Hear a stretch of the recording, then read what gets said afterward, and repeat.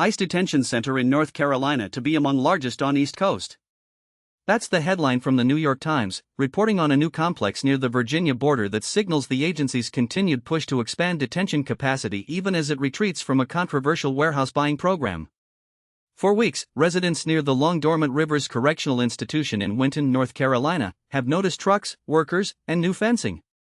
Internal documents obtained by the Times show Immigration and Customs Enforcement plans to open a detention center there by year's end.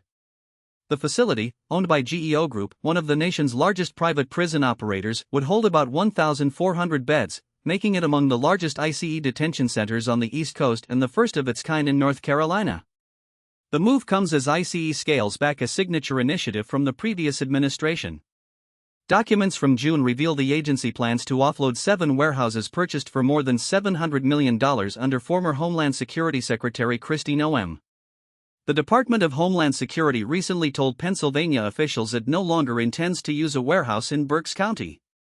But while the warehouse strategy fades, ICE is partnering with private firms to repurpose existing prison complexes in North Carolina, Colorado, and Arizona, all states with large immigrant populations.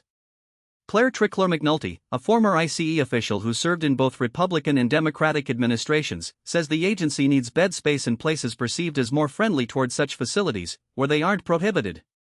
North Carolina and its neighbors have been a so-called detention desert. Most detainees in the region get shipped to facilities farther south, as happened during last year's immigration crackdown in Charlotte, costing more time, money, and resources. Immigration lawyers and advocates say a new center near the Virginia border could greatly increase agents' capacity to detain people across neighboring states. North Carolina's Republican-controlled legislature recently passed laws requiring sheriffs and state law enforcement to cooperate with ICE, which will likely drive up demand for detention space. Stefania Artiega, co-founder of the Carolina Migrant Network, says the Winton facility is poised to make North Carolina a major hub for ICE detentions along the East Coast. That's the picture emerging from the Times reporting. Thanks for listening.